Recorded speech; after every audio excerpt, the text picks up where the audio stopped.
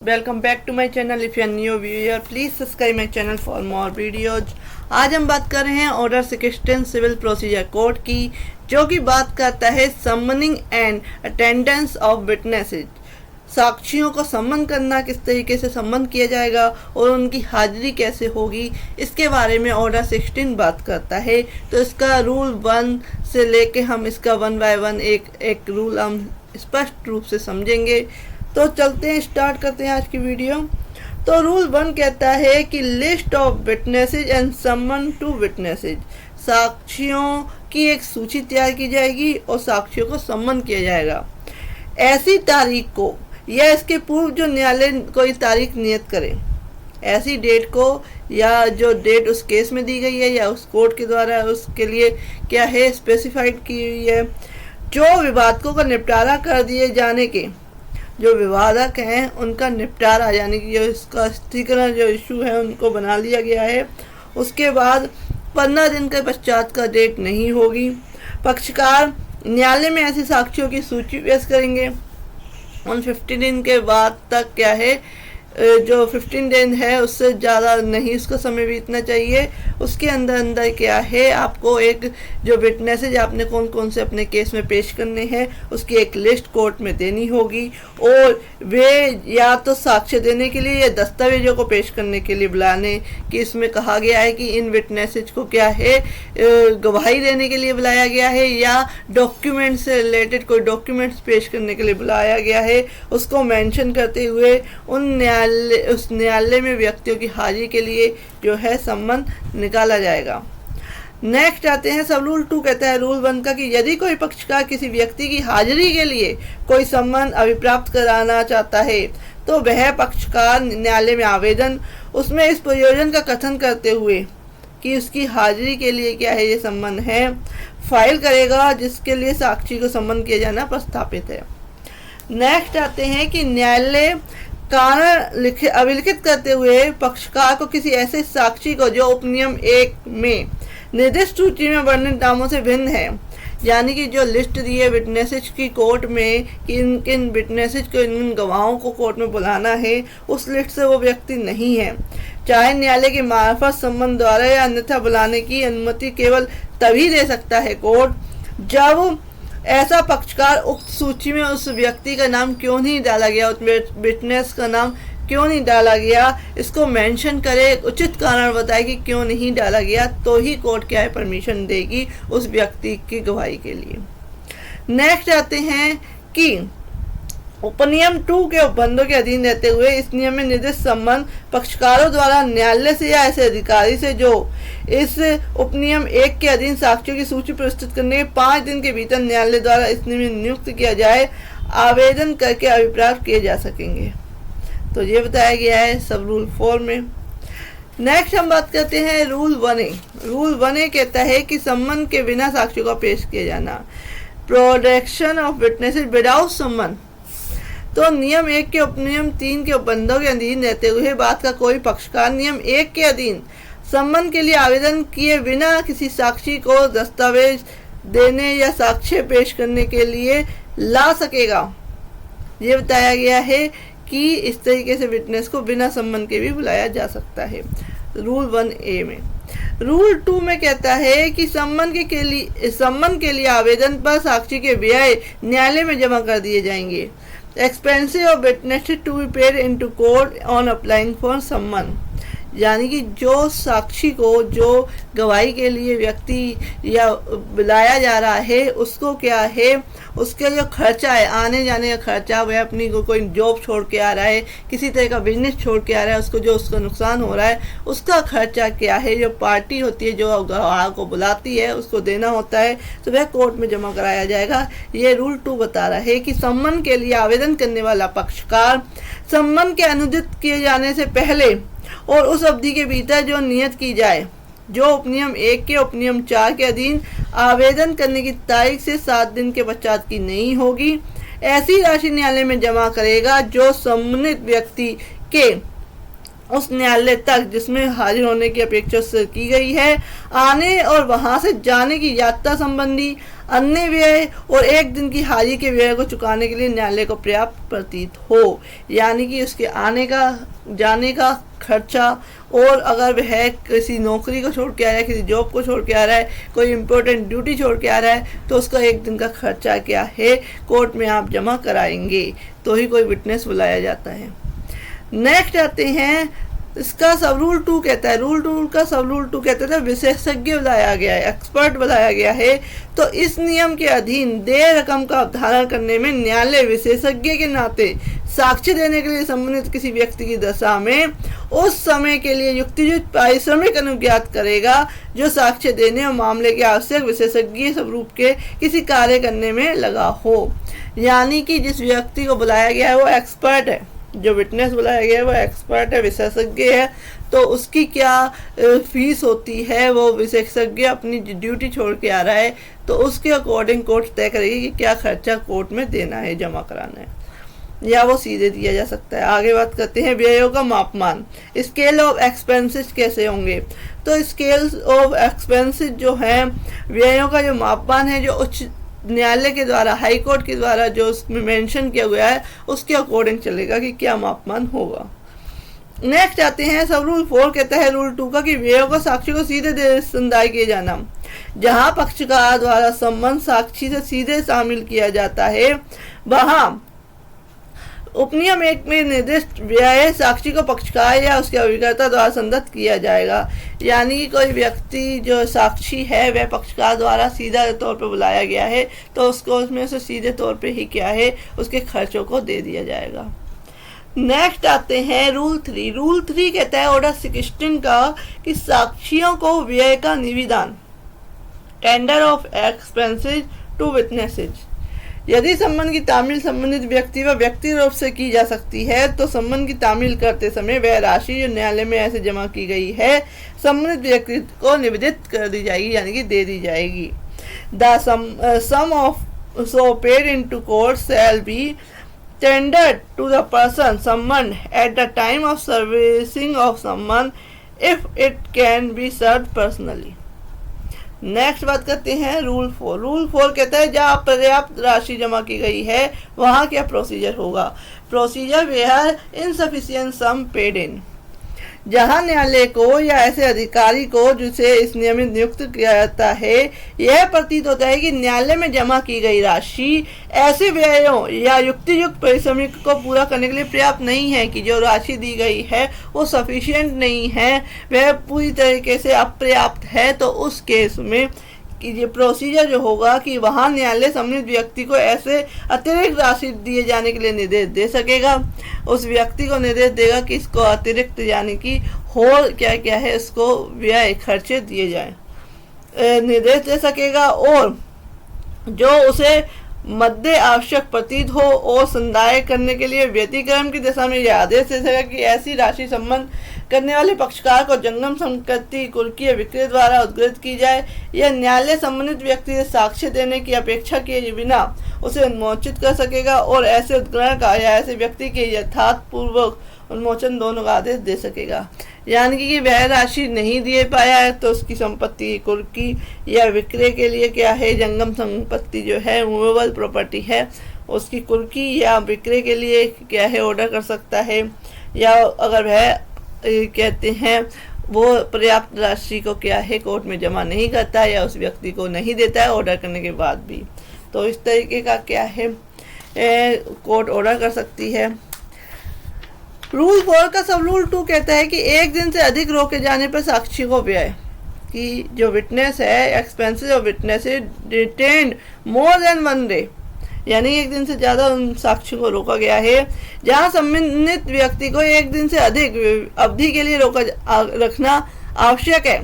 वहां न्यायालय समय समय पर उस पक्षकार की जिसकी प्रेरणा से वह संबंधित व्यक्ति किया गया था न्यायालय में ऐसी राशि जमा करने का आदेश दे सकेगा जो ऐसी अतिरिक्त अवधि के लिए उसके रोके रखने के व्यय को चुकाने के लिए पर्याप्त हो, और ऐसी निष्क्षेप करने में व्यतिक्रम होने पर आदेश दे सकेगा कि ऐसी राशि ऐसे पक्षकार की जंगम संपत्ति कुर्की या विक्रय के द्वारा उद्धृत की जाए। ली जाए और न्यायालय संबंधित व्यक्ति से साक्ष्य देने की अपेक्षा किए बिना उसे उन्मोचित कर सकेगा और ग्रहण का या ऐसे व्यक्ति के यथार्थपूर्ण उन्मोचन का दोनों का आदेश दे सकेगा कि उसे गवाही देने से मना कर सकता है कि आप गवाही ना दे या जो भी है इस तरीके का ऑर्डर कर सकता है। अगर वह पर्याप्त राशि नहीं देता है, 1 दिन से ज़्यादा रोक दिया जाता है उस व्यक्ति को, संबंधित व्यक्ति को, विटनेस को, तो उसको जो खर्चा है वो देना होगा। ये बताता है रूल 4 का सब रूल 2। अब रूल 5 का बात करते हैं। रूल 5 कहता है कि हाजिरी के लिए इस समय, स्थान और प्रयोजन का संबंध में निर्दिष्ट किया जाना। Time, place and purpose of attendance to be specified in summons. साक्ष्य देने या दस्तावेज पेश करने के किसी व्यक्ति की हाजिरी के लिए हर संबंध में वह समय, स्थान वे निर्दिष्ट होगा जिसमें वह हाजिर होने के लिए अपेक्षित है। और यानी कि जो संबंध किया गया है किसी व्यक्ति को, विटनेस को, तो उसमें जो वह किस जगह उपस्थित होना है और क्या टाइम पे उपस्थित होना है, ये सारा मेंशन करना होगा और जिसमें वह हाजिर होने के लिए अपेक्षित है। और यह भी निर्दिष्ट होगा कि उसकी हाजिरी साक्ष्य देने के प्रयोजन के लिए या दस्तावेज पेश करने के प्रयोजन या दोनों प्रयोजन के लिए अपेक्षित है और ऐसी कोई विनिर्दिष्ट दस्तावेज जिसे पेश करने की संबंधित व्यक्ति से अपेक्षा की गई है संबंध में युक्तिज शुद्धता के साथ वर्णित होगी। यानी कि ये भी मेंशन करना होगा कि वह क्या डॉक्यूमेंट्स के लिए कोर्ट में पेश हो रहा है, डॉक्यूमेंट्स कोर्ट में पेश करने के लिए, या वह गवाही देने के लिए कोर्ट में पेश हो रहा है, तो ये सारा मेंशन करना होगा उस संबंध में। ये कहता है रूल 5, ऑर्डर 16 का रूल 5 ये मेंशन करता है। नेक्स्ट बात करते हैं रूल 6। रूल 6 कहता है दस्तावेज पेश करने के लिए संबंध to produce document. Any person may be summoned to produce a document without being summoned to give evidence, or any person summoned merely to produce a document shall be deemed to have complied with the summons if he caused such document to be produced instead of attending personally to produce the same। यानी कि कोई व्यक्ति साक्ष्य देने के लिए सम्मन किए बिना दस्तावेज पेश करने के लिए सम्मन किया जा सकेगा और केवल दस्तावेज पेश करने के लिए ही सम्मानित कोई भी व्यक्ति यदि उसे पेश करने के लिए स्वयं हाजिर होने के बदले ऐसी दस्तावेज को पेश करवा देता है तो उसके बारे में यह समझा जाएगा कि उसने सम्मान का अनुपालन कर लिया है। यानी कि दस्तावेज पेश करने के लिए किसी व्यक्ति को सम्मान किया गया है, उसके पास कोई डॉक्यूमेंट्स है, कोर्ट कहती है कि आप वो कोर्ट में डॉक्यूमेंट पेश करिए, तो उस केस में क्या है, वह व्यक्ति स्वयं हाजिर ना होकर उस डॉक्यूमेंट्स को कोर्ट में भिजवा देता है किसी के थ्रू। तो जो सम्मन का जो सम्मन किया गया था उस व्यक्ति को, तो वो पूरा माना जाएगा क्योंकि उसने डॉक्यूमेंट्स जो है कोर्ट में भिजवा दिया। ये बताता है रूल 6। रूल 7 कहता है न्यायालय में उपस्थित व्यक्तियों को साक्ष्य देने और दस्तावेज पेश करने के लिए अपेक्षित करने की शक्ति।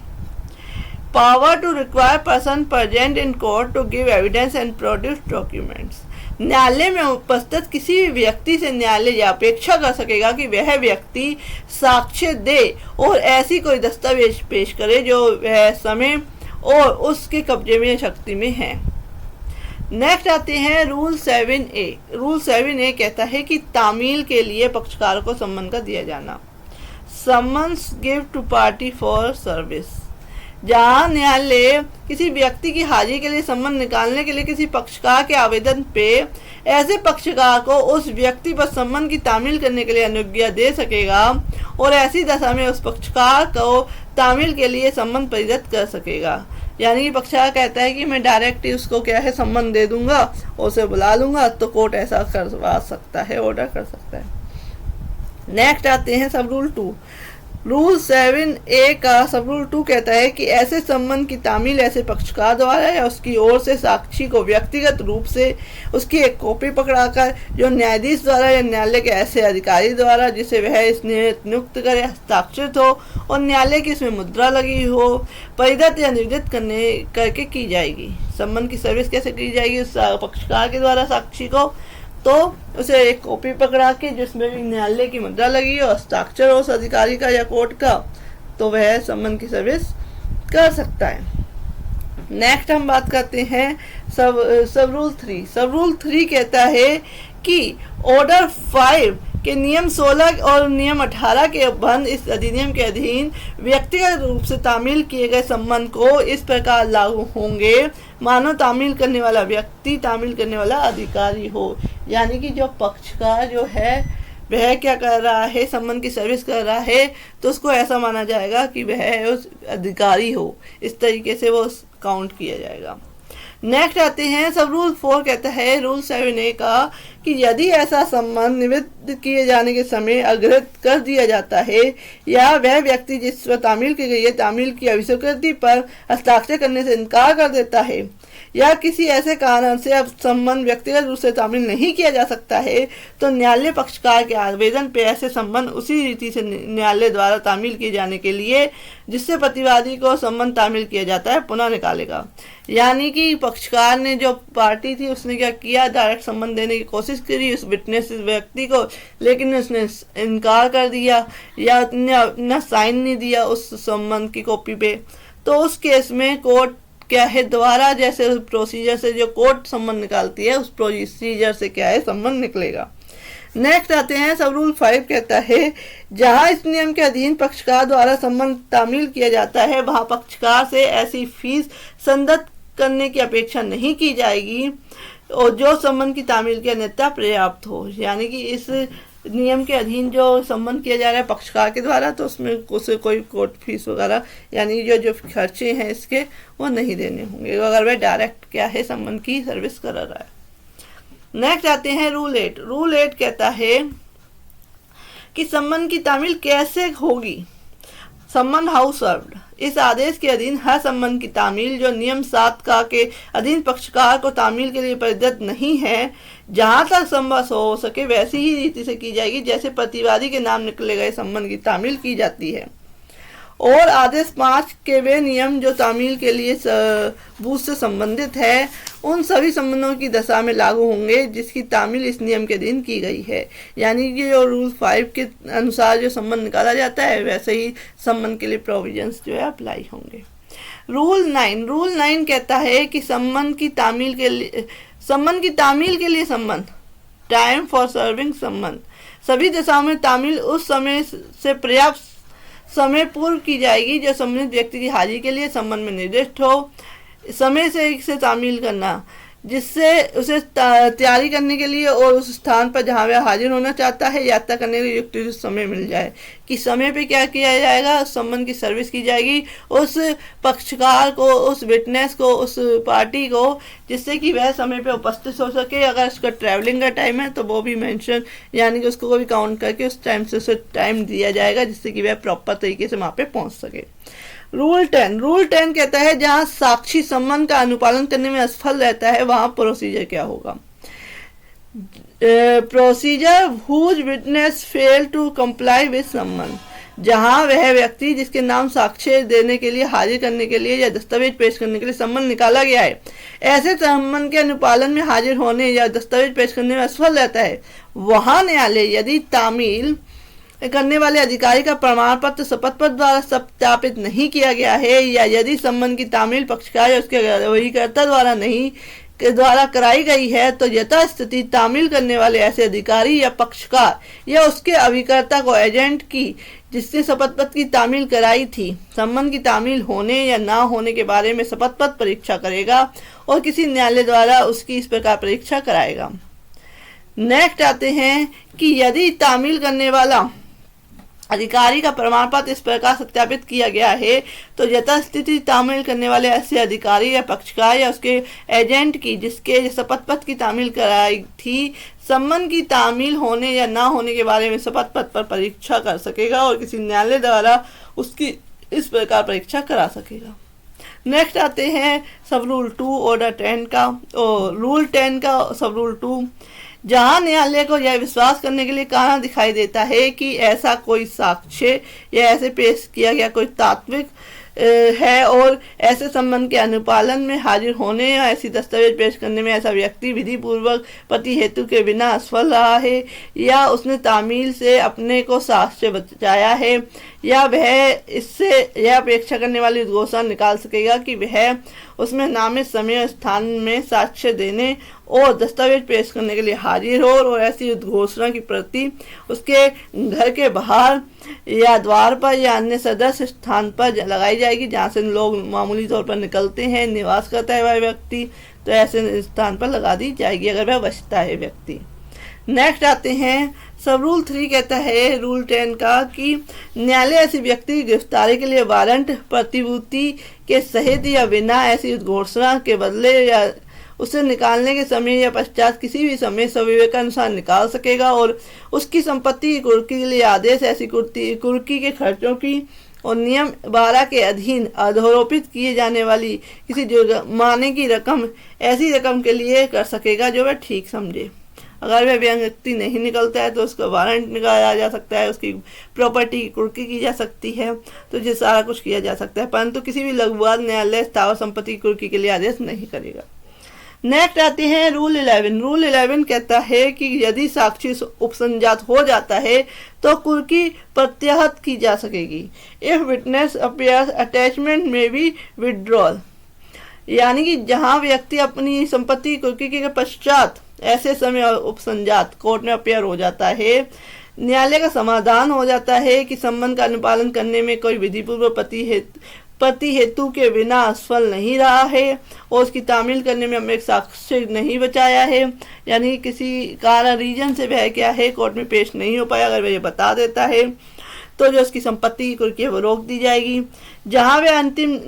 पूर्ववर्ती नियम के अधीन निकाली गई उद्घोषणा में नामित समय स्थान पर हाजिर होने में असफल रहा है, वहां न्यायालय का समाधान कर देता है कि ऐसी उद्घोषणा की कोई सूचना उसे नहीं मिली है तो वह इसलिए हाजिर नहीं हो पाया, तो कोर्ट क्या है उसकी जो कुर्की है जो खर्चे हैं वह सारा उसको विड्रॉ कर देगी।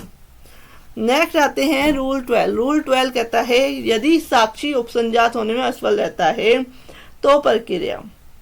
Procedure if witnesses fails to appear, जहां ऐसा व्यक्ति उपसंजात नहीं होता या उपसंजात तो होता है किंतु न्यायालय का समाधान करने में असफल रहता है, वहां न्यायालय उसकी सांसारिक स्थिति और मामले की सभी परिस्थितियों को ध्यान में रखते हुए 500 रुपये से अनधिक ऐसे जुर्माना उस पर आरोपित कर सकेगा और वह ठीक समझे, और इस प्रयोजन के लिए यदि कोई उपयुक्त जुर्माना हो या जुर्माने की रकम के सहित ऐसी कुर्की के सभी खर्चों को चुकाया जा सके, या आदेश दे सकेगा कि उसकी संपत्ति या उसका कोई भाग कुर्क किया जाए और उसका विक्रय किया जाए, या यदि पहले के नियम 10 के अधीन कुर्क किया जा चुका है तो उसका विक्रय किया जाए, तो इस तरह का ऑर्डर कर सकता है। परंतु यदि वह व्यक्ति जिसकी हाजिरी अपेक्षित है उक्त खर्चे जुर्माने को न्यायालय में जमा कर देता है तो न्यायालय संपत्ति की कुर्की से निर्मुक्त किए जाने का ऑर्डर कर सकेगा। नेक्स्ट बात करते हैं सब रूल 2। सब रूल 2 कहता है रूल 12 का इस बात के होते हुए भी कि न्यायालय ना तो नियम 10 के अधीन 2 उद्घोषणा निकाली है, ना उस नियम के उपनियम 3 के अधीन वारंट निकाला है, ना कुर्की का आदेश दिया गया है। न्यायालय ऐसे व्यक्ति को यह हेतु दर्शित करने के लिए सूचना देने के पश्चात कि जुर्माना क्यों नहीं आरोपित किया जाए, उस पर क्यों न जुर्माना लगाया जाए, इस तरीके से वह कोर्ट में अपेयर नहीं हुआ तो इस नियम के अधीन 1 के जुर्माना आरोपित कर सकता है। नेक्स्ट हम बात करते हैं कुर्की करने का ढंग क्या होगा। मोड ऑफ अटैचमेंट, डिक्री के निष्पादन में संपत्ति की कुर्की या विक्रय के लिए उपबंध जहां तक कि वह नियम लागू होने योग्य हो, इस आदेश के अधीन किसी कुर्की या विक्रय को उसी प्रकार लागू होंगे मानो